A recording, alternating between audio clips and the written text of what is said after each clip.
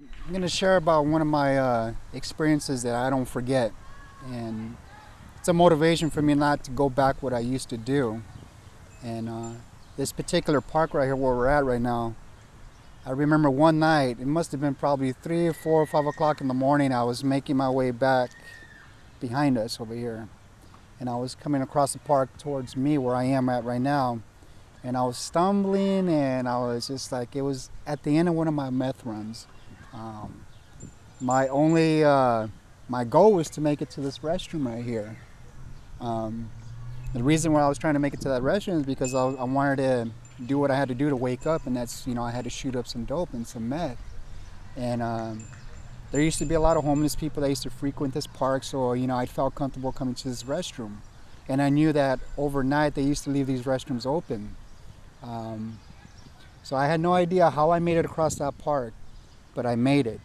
I was in and out, and basically I was in and out, like blacking out, stumbling across the park.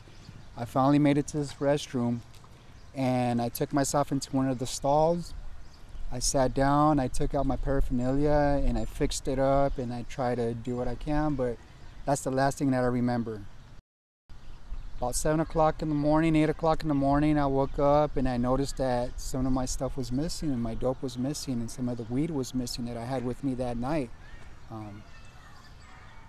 Being caught up in addiction, I was enraged. I was like upset. I was like, who would do this to me? Who would dare take my drugs that helps me out to get through the day?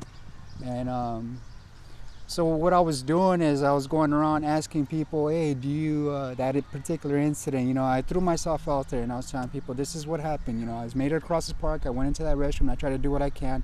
I couldn't. I woke up, stuff's missing. I want it back. I want to know who it is.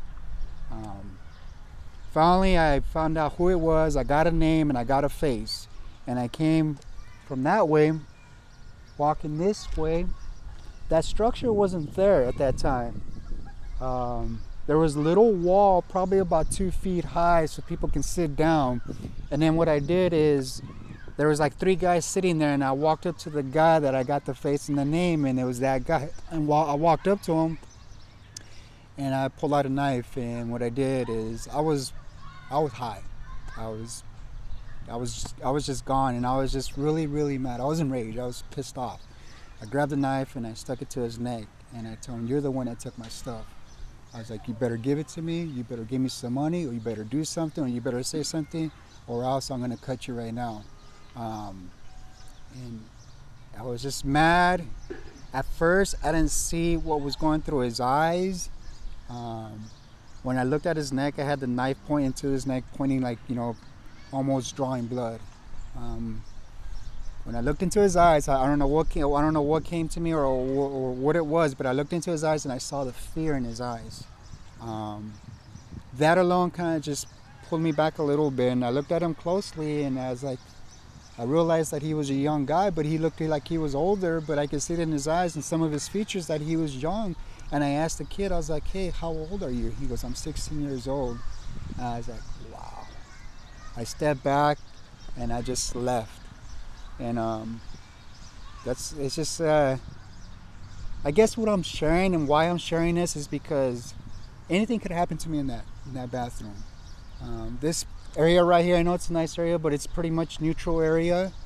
As far as like the gangs, it's pretty neutral. So, every once in a while you see enemies or your homeboys walking crisscrossing past, but something could happen to me that night, and I was fortunate. At that time I didn't realize it. I just realized that I had a knife to a kid's neck.